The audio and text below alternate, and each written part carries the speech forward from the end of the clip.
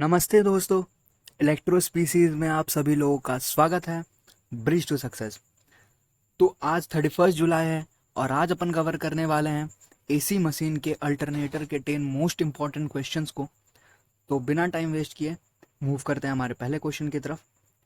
तो दोस्तों, जो हमारा पहला क्वेश्चन है वो पूछ रहा है कि इन अ लार्जर जनरेटर डैम्पर्स। तो जो जनरेटर्स होते हैं, लार्जर जनरेटर्स होते हैं, उनमें डैम्पर्स का क्या इस्तेमाल होता है। तो क्या वो रिड्यूस फ्रीक्वेंसी फ्लक्चुएशंस को रिड्यूस करने के लिए अपन यूज़ करते हैं डैम्पर्स को, या फिर स्टेबिलिटी को इंक्रीज करने के लिए, या फिर वोल्टेज फ्लक्चुएशंस को रिड्यूस करने के लिए, या इनमें से कोई नहीं। तो ये देखिए, यहाँ पे आप देख पा रहे हैं कि यहाँ पे अपन डैम्पर वाइंडिंग का इस्तेमाल कर रहे हैं। यहाँ पे ये आप देख पा रहे हैं, ये देखिए, ये जो है ये सब डैम्पर बार्स हैं, ठीक है, जो यहाँ पे फिगर में शो किया गया है। अब देखिए, डैम्पर वाइंडिंग बोलते किसको हैं, इस पहले इसको समझ लेते हैं। तो देखिए, ध्यान से सुनिएगा।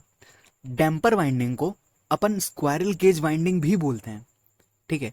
डैम्पर वाइंडिंग में अपन हैवी कॉपर बार्स का यूज करते हैं, और ये जो डैम्पर वाइंडिंग है ये स्लॉटेड पोल शूज के अंदर होती है, ठीक है। ये जो डैम्पर वाइंडिंग आप देख पा रहे हैं, डैम्पर बार्स हैं, वो स्लॉटेड पोल शूज के अंदर है, ठीक है। अब क्या होता है कि डैम्पर वाइंडिंग के यूज करने का पर्पस को जानना है कि डैम्पर वाइंडिंग का इस्तेमाल करने की जरूरत क्यों आन पड़ी। तो देखिए, डैम्पर वाइंडिंग जो है वो हंटिंग को रोक प्रिवेंट करने के लिए उसका इस्तेमाल किया जाता है, ठीक है। सैलेंट पोल रोटर्स में जनरली इसका इस्तेमाल होता है। सैलेंट पोल रोटर्स में हंटिंग को सरफेस करने के लिए और स्टेबिलिटी के लिए, ट्रांजिएंट स्टेबिलिटी को इंक्रीज करने के लिए हम लोग डैम्पिंग का इस्तेमाल करते हैं। अब यहाँ पे एक टर्म आ रहा है हंटिंग, एक टर्म है हंटिंग। हंटिंग क्या होता है, ठीक है। तो पहले हंटिंग को समझ लेंगे कि हंटिंग किसको बोलते हैं। और हंटिंग जो है वो मोमेंटरीली चेंज इन स्पीड को हम लोग बोलते हैं। जो हमारा अल्टरनेटर का जो रोटर है उसमें मोमेंटरीली चेंज इन स्पीड होता है, उसको हंटिंग बोलते हैं। ऑक्सीलेशंस होने लगते हैं, ठीक है। तो जो हमारा डैम्पर वाइंडिंग है, वो एक क्वेश्चन क्रिएट होता है कि डैम्पर वाइंडिंग हंटिंग को प्रिवेंट कैसे करता है। डैम्पर वाइंडिंग तो लगा दिए, लेकिन इसके पीछे वो प्रिवेंट करने का कॉज क्या है। तो देखिए, तो डैम्पर वाइंडिंग अल्टरनेटर में पैरेलल में ऑपरेट करता है, ठीक है। हेवी कॉपर्स बार्स रहते हैं डैम्पर वाइंडिंग में, जो शॉर्ट सर्किटेड रहते हैं, ठीक है। तो जब हंटिंग होती है तो शिफ्टिंग ऑफ फ्लक्स होता है पोल फेसेस पे, एंड इससे करंट इंड्यूस हो जाता है अपने डैम्पर वाइंडिंग में, ठीक है। अब आपको बहुत फेमस लॉ पता होगा जिसे लेंस साहब ने दिया था, कि जो इंड्यूस्ड करंट होगा वो अपोज करेगा उस एक्शन का जिसकी वजह से वो प्रोड्यूस हुआ है। तो इस पूरे तरह से आप समझ गए होंगे कि डैम्पर वाइंडिंग हंटिंग को कैसे सप्रेस करता है। तो जो हमारा पहला नंबर क्वेश्चन है उसका जो राइट आंसर होना चाहिए वो होता है कि लार्जर जनरेटर्स में जो डैम्पर्स होते हैं वो स्टेबिलिटी को इंक्रीज कर देते हैं, ठीक है। सेकंड नंबर क्वेश्चन की तरफ अगर बढ़ें, तो सेकंड नंबर क्वेश्चन अपन से पूछ रहा है कि अ कमर्शियल अल्टरनेटर हैज। एक कमर्शियल अल्टरनेटर जो होता है उसके पास क्या होता है। क्या उसके पास स्टेशनरी आर्मेचर रोटरी फील्ड होता है, या फिर रोटेटिंग आर्मेचर या एंड स्टेशनरी फील्ड होता है, ठीक है, या फिर दोनों होते हैं। तो देखिए, सी नंबर ऑप्शन तो कोई हालत से नहीं होना चाहिए, या फिर both armature and field fixed, ये भी नहीं हो सकता। तो इन्हीं दोनों में से अपन किसी का एक का इस्तेमाल करते हैं। तो देखिए, जो इसका राइट आंसर होना चाहिए वो होता है 2 का A, means stationary armature and rotary field. ऐसा हम लोग इसलिए करते हैं, हम लोग दोनों का इस्तेमाल कर सकते हैं ए एंड बी, लेकिन हम लोग ए का इस्तेमाल इसलिए करते हैं क्योंकि देखिए, इससे बहुत सारे फायदे हैं। तो पहला फायदा ये हो गया कि जो स्टेशनरी आर्मेचर कॉइल्स हैं वो इजीली इंसुलेट किए जा सकते हैं, ठीक है। सेकेंड फायदा ये हो गया कि कूलिंग जो है वाइंडिंग्स की इजी हो जाती है। और थर्ड फायदा ये हो सकता है कि जो आउटपुट करंट को अपन इजीली सप्लाई कर सकते हैं लोड सर्किट तक, ठीक है। और स्लिप रिंग्स एंड रसेस की जो रिक्वायरमेंट रहती थी वो भी कम हो जाती है, ठीक है। तो इसीलिए हम लोग stationary armature and rotary field का इस्तेमाल करते हैं। थर्ड नंबर क्वेश्चन की तरफ अगर बढ़े, तो थर्ड नंबर क्वेश्चन पूछ रहा है कि non salient pole type of rotor construction is usually provided in the alternators used in. जो non salient pole type of rotor construction होता है उसको हम लोग यूजली प्रोवाइड करते हैं अल्टरनेटर्स में, जिसका इस्तेमाल हम लोग कहाँ करते हैं, हाइड्रो पावर स्टेशंस में, थर्मल पावर स्टेशंस में, या फिर दोनों में कर सकते हैं, किसी एक में भी, या फिर किसी में नहीं कर सकते हैं। तो non salient pole type of rotor होता क्या है, पहले ये हम लोग समझ लेंगे कि नॉन साइलेंट पोल और साइलेंट पोल क्या होता है। देखिए यहाँ पे एक फिगर में आप देख पा रहे हो कि यहाँ पे एक सिलिंड्रिकल रोटर दिया हुआ है जिसको हम लोग नॉन साइलेंट पोल रोटर बोलते हैं, और ये देखिए एक साइलेंट पोल रोटर है। ये देखिए एक साइलेंट पोल रोटर है और एक सिलिंड्रिकल रोटर और या फिर non salient pole type of rotor दिया हुआ है। तो देखिए जो साइलेंट पोल में क्या होता है कि साइलेंट पोल में प्रोजेक्टेड पोल्स होते हैं और उनकी जो संख्या होती है वो बहुत ज़्यादा होती है। प्रोजेक्टेड पोल्स होते हैं साइलेंट पोल्स में और उनकी जो संख्या होती है वो बहुत ज़्यादा होती है। यहाँ पे देख रहे हैं आप, ये देखिए यहाँ पे एक दो तीन चार इस तरह से पोल हो गए। यहाँ पे एक दो नॉर्थ और साउथ ही है। यहाँ पे देखिए दो नॉर्थ है, दो साउथ है, ठीक है। तो ऐसा होता है साइलेंट पोल में। अब साइलेंट पोल रोटर्स का डायमीटर बड़ा होता है एंड एक्सियल लेंथ छोटा होता है। जो साइलेंट पोल रोटर्स है हमारे, उनका जो डायमीटर है वो बड़ा होता है एंड एक्सियल लेंथ छोटा होता है। साइलेंट पोल रोटर्स को लोअर स्पीड के लिए बनाते हैं। ये जो साइलेंट पोल रोटर्स है उसको हम लोग लोअर स्पीड के लिए अपन उसको बनाते हैं, ठीक है। उस तरह से डिजाइन करते हैं कि वो लोअर स्पीड में काम करे सही ढंग से। और साइलेंट पोल में मोर नंबर ऑफ पोल्स इसलिए चाहिए होते हैं बिकॉज फ्रीक्वेंसी कम होती है। फ्रीक्वेंसी को अपन फिक्स्ड करके रखना चाहते हैं, ठीक है। तो देखिए, तो इसको हम लोग कैसे समझ सकते हैं, तो देखिए साइलेंट पोल रोटर्स, मैंने आपको अभी बताया कि साइलेंट पोल रोटर्स जो है वो कम स्पीड पे काम कर सकते हैं। कम स्पीड में काम करने के लिए उसको डिज़ाइन करते हैं। तो अब आपको एक बहुत फेमस फार्मूला पता होगा कि जो एन एस होती है वो होता है 120F/P, ठीक है। तो अगर यहाँ से अगर हम लोग फ्रीक्वेंसी को ऐसे निकाल दे तो होता है NS/P/120। अब देखिए हमें फ्रीक्वेंसी को कांस्टेंट रखना है, ठीक है। फ्रीक्वेंसी को हमें कांस्टेंट रखना है और अगर साइलेंट पोल का इस्तेमाल वहीं कर सकते हैं जहाँ स्पीड कम है, मीन्स NS हमारा कम होगा।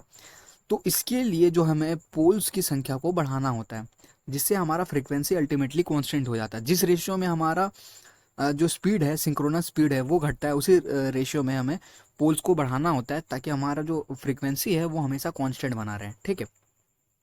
और यहाँ पे क्वेश्चन में बात कर रहा है सिलिंड्रिकल रोटर का, मीन्स इस वाले रोटर का, ठीक है। Salient pole type of rotor construction का हम लोग कहाँ इस्तेमाल करते हैं, तो जहाँ पे हमें हाई स्पीड मिलेगी। तो हाई स्पीड हमें हाइड्रो पावर स्टेशन से नहीं मिलती है, हमें थर्मल पावर स्टेशन से मिलती है। तो इसका राइट आंसर बी नंबर हो जाना चाहिए। फोर्थ नंबर क्वेश्चन की तरफ बढ़ता है कि in an alternator the stator frame serve. Alternator में जो स्टेटर फ्रेम्स होता है वो क्या सर्व करता है, तो देखिए जो अल्टरनेटर में जो स्टेटर फ्रेम्स होता है वो return path for the flux serve करता है, ठीक है। रिटर्न पाथ प्रोवाइड कराता है फ्लक्स के लिए। फिफ्थ नंबर क्वेश्चन जो है वो अपन से पूछ रहा है कि in an alternator the armature reaction is mainly influenced by. एक अल्टरनेटर में जो आर्मेचर रिएक्शन होता है वो किस चीज से प्रभावित होता है, ठीक है। मुख्यतः किस चीज से प्रभावित होता है, तो देखिए तो पहले अपन ये जान लेंगे कि आर्मेचर रिएक्शन बोलते किसको है, ठीक है। इसको आर्मेचर रिएक्शन एक बहुत बड़ा टॉपिक है लेकिन मैं कम पॉइंट्स में आपको एकदम पिन पॉइंट आपको समझाने की कोशिश करता हूँ। तो देखिए आर्मेचर रिएक्शन क्या होता है कि जो इफेक्ट होता है आर्मेचर फ्लक्स का रोटर फील्ड फ्लक्स पे, उसको आर्मेचर रिएक्शन बोलते हैं, ठीक है। और आर्मेचर रिएक्शन कंप्लीटली अनडिजायरेबल चीज है। ये बेसिकली दो तरह का काम करता है। जो हमारा आर्मेचर रिएक्शन है वो दो तरह का काम करता है। या तो फ्लक्स को डिस्टॉर्ट कर देगा, अगर फ्लक्स को डिस्टॉर्ट करता है तो उसे हम लोग क्रॉस मैग्नेटाइजिंग कहते हैं, या फील्ड फ्लक्स को रिड्यूस कर देगा तो उसे अपन डीमैग्नेटाइजिंग कहते हैं, ठीक है। तो जो आर्मेचर रिएक्शन होता है वो मेनली इन्फ्लुएंस किस चीज से होता है, तो जो अपन का आर्मेचर रिएक्शन है वो मेनली इन्फ्लुएंस होता है power factor of the load से, ठीक है। सिक्स नंबर क्वेश्चन की तरफ बढ़ा जाए तो सिक्स नंबर क्वेश्चन पूछ रहा है कि the dark and bright lamp method is used for. जो dark and bright lamp method है उसका हम लोग इस्तेमाल कहाँ करते हैं, तो उसका अपन इस्तेमाल करते हैं सिंक्रोनाइजिंग के लिए। ये जानने के लिए सिंक्रोनाइजिंग हो रहा है कि नहीं, तो उसके लिए हम लोग dark and bright lamp method का इस्तेमाल करते हैं, ठीक है। सेवेंथ नंबर क्वेश्चन एक न्यूमेरिकल है, ठीक है। इसमें पूछ रहा है कि 4 pole 1500 RPM alternator will generate EMF at. तो देखिए, इसका सॉल्व करने का बहुत आसान सा तरीका है। यहाँ पे आपको पोल दिया हुआ है, आप देख पा रहे हैं यहाँ पे पोल है, यहाँ पे आरपीएम भी दिया हुआ है कि किस आरपीएम पे रोटेट कर रहे हैं। ठीक है, तो देखिए N S equal to 120 F/P का जो फॉर्मूला है उसका अपन आराम से इस्तेमाल करेंगे। ठीक है, तो पता है पोल्स, ये पोल्स है, ये हमें पता है। और alternator will generate EMF at कौन सी फ्रीक्वेंसी पे, यहाँ पे फ्रीक्वेंसी पूछ रहा है। तो फ्रीक्वेंसी हमें जानने के लिए यहाँ पे एन एस की जगह हम लोग 1500 पुट कर देते हैं, यहाँ पे 120 है, फ्रीक्वेंसी को छोड़ देते हैं और पोल्स की जगह अपन पुट कर देते हैं 4। ठीक है, तो ऐसे 30 से कट जाएगा और जो फ्रीक्वेंसी अपन की आ जाएगी वो 1500/30। तो जब आप इसको सॉल्व करिएगा तो 50। ठीक है, अब देखिए ये 50 हर्ट्ज आ गई, तो मतलब जो हमारी फ्रीक्वेंसी होनी चाहिए वो 50 हर्ट्ज होनी चाहिए। अब देखिए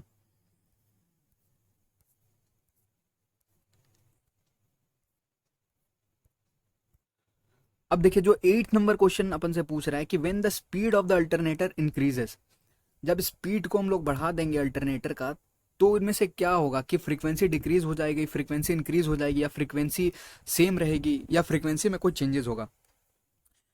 तो देखिए जब अपन स्पीड ऑफ द अल्टरनेटर को इंक्रीज करते हैं तो फ्रीक्वेंसी भी इंक्रीज होती है। आपको वही फेमस फॉर्मूला पता है कि N S equal to 120 F/P होता है, F/P। तो अगर सिंक्रोनस स्पीड को हम लोग बढ़ा रहे हैं तो ऑटोमेटिकली जो फ्रीक्वेंसी है वो भी इंक्रीज हो जाती है, क्योंकि जो पोल्स है वो हमारा कांस्टेंट है। पोल आपने एक बार जो लगा दिया अल्टरनेटर पे वो मेनली कांस्टेंट रहता है। ठीक है, 9th नंबर क्वेश्चन की तरफ अगर बढ़ते हैं तो 9th नंबर क्वेश्चन पूछ रहा है कि alternators are usually design for, जो अल्टरनेटर्स है उसको हम लोग किस लिए डिजाइन करते हैं मेनली। ठीक है, तो उसका जो मेन रीजन होता है वो डेफिनेट फ्रीक्वेंसी के लिए हम लोग अल्टरनेटर्स को हम डिजाइन करते हैं, क्योंकि डेफिनेट करंट के लिए डिजाइन नहीं कर सकते, क्योंकि करंट जो है वो लोड पे डिपेंडेंट है। पावर फैक्टर भी यहाँ पे आपको पता चला कि लोड पे डिपेंडेंट पैरामीटर हो गया। और वेरिएबल फ्रीक्वेंसी भी नहीं चाहिए होता है, क्योंकि इंडिया में जो फ्रीक्वेंसी है वो 50 हर्ट्ज पे कांस्टेंट रहती है। ठीक है, 50 हर्ट्ज पे कांस्टेंट रहती है। और डेफिनेट पावर फैक्टर भी हमें नहीं मिल सकता, डेफिनेट पावर फैक्टर पे भी हम लोग डिजाइन नहीं कर सकते, तो डेफिनेट फ्रीक्वेंसी के लिए इस्तेमाल करते हैं। 10th नंबर क्वेश्चन है कि unlike DC generator kilowatt rating alternators are, जो डीसी जनरेटर में किलोवाट रेटिंग होती है तो अल्टरनेटर्स में हम लोग किस चीज़ से रेटिंग करते हैं, तो अल्टरनेटर्स की जो रेटिंग होती है वो केवीए में होती है।